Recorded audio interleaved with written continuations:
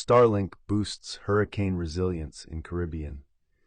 Here's something nobody's noticed about the Flow-Cayman-Starlink partnership. It might be the first time a regional telecom operator has quietly solved a problem that's plagued Caribbean infrastructure for decades. And they did it by turning satellites into invisible plumbing.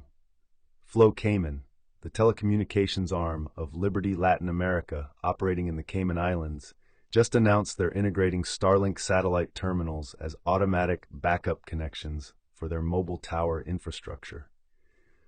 When a storm severs the fiber optic cables linking a tower to Flow's core network, the system will seamlessly switch to Starlink, keeping voice calls, texts, and data flowing through SpaceX's low Earth orbit LEO constellation. The rollout is scheduled to complete before the peak of the 2026 Atlantic hurricane season, which typically runs from August through October. What makes this fascinating isn't the technology itself, but what it reveals about how critical infrastructure is quietly being rebuilt with space-based redundancy that most people will never see or think about.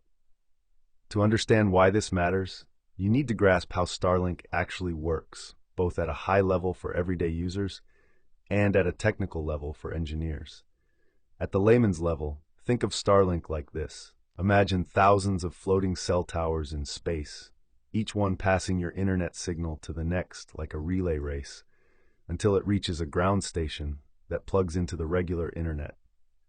Your Starlink dish on the ground talks to whichever satellite is overhead at that moment.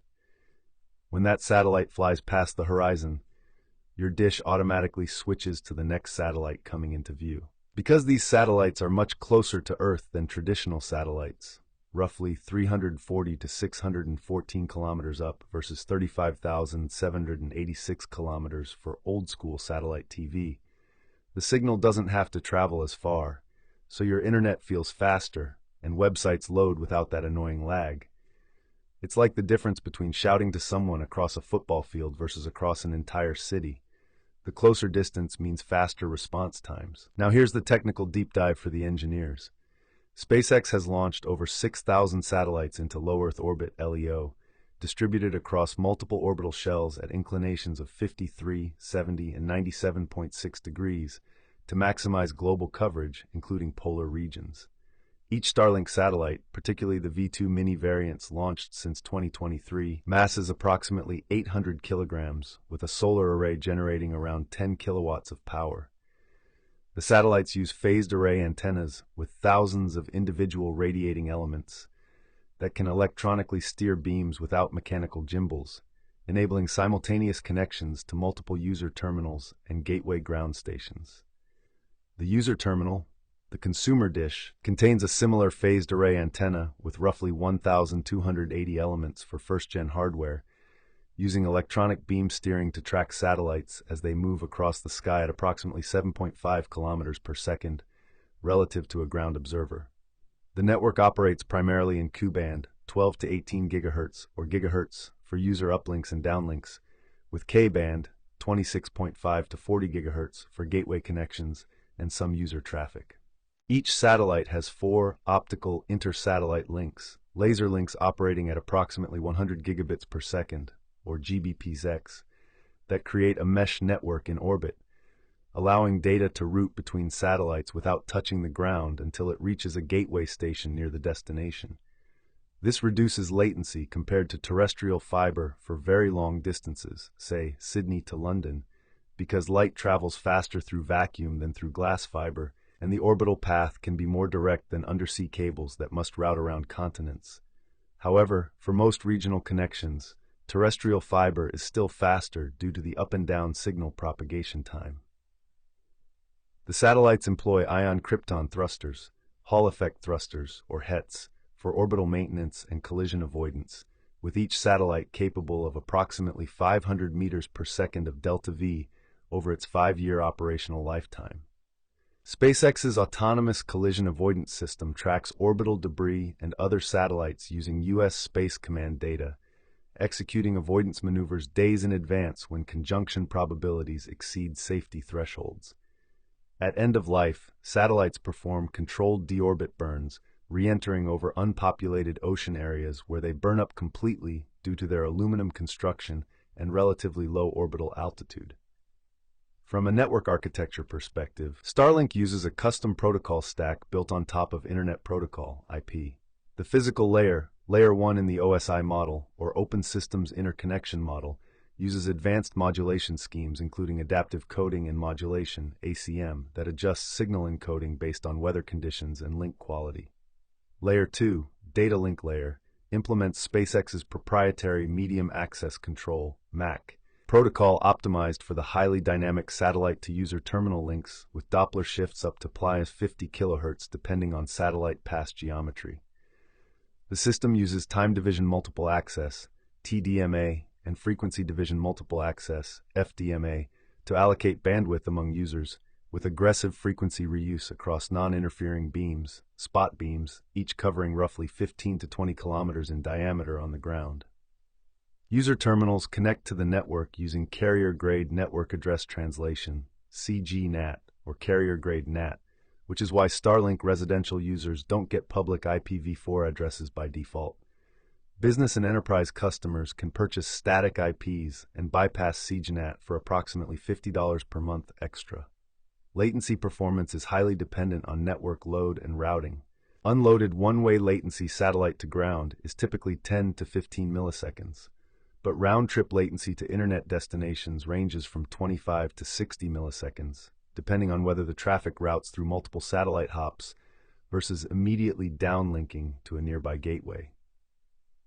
The Flow Cayman deal reveals how Starlink is penetrating enterprise and infrastructure markets.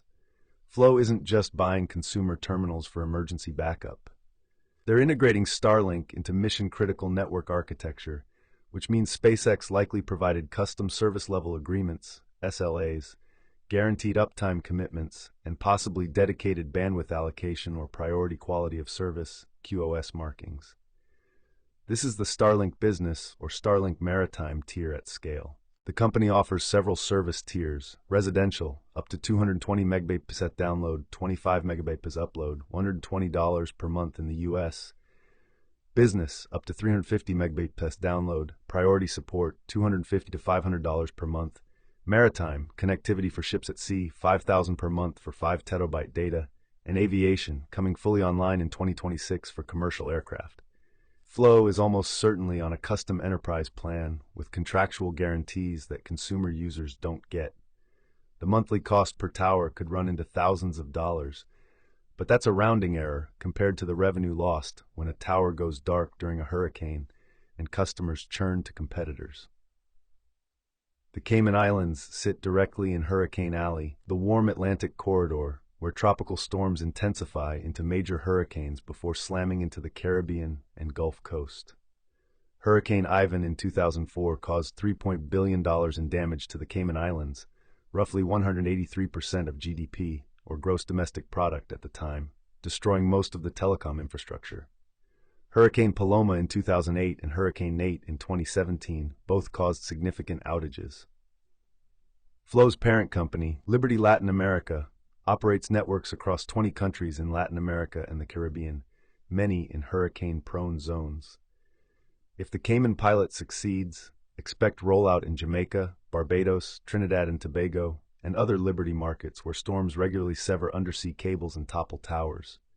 The 2026 Atlantic hurricane season is forecast to be above normal, with the National Oceanic and Atmospheric Administration, NOAA, predicting 17 to 24 named storms, 8 to 13 hurricanes, and 4 to 7 major hurricanes, Category 3 or higher. Flow wants this system operational before the first majors test it in real-world conditions. Other telecom operators are watching closely.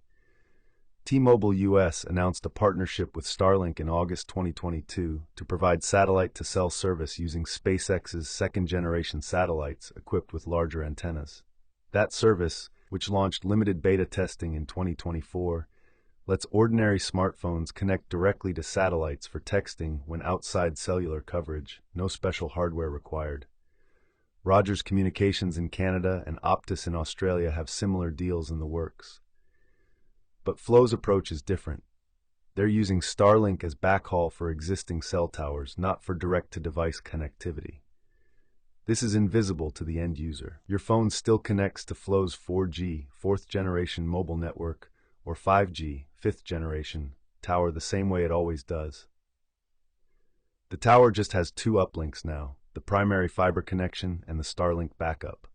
When the fiber gets cut, the tower's routing equipment detects the failure and switches to the satellite link within seconds. It's conceptually similar to how data centers use dual power feeds and backup generators, except the backup is in orbit. The economics are compelling once you factor in the cost of outages. A single cell tower serves hundreds or thousands of customers.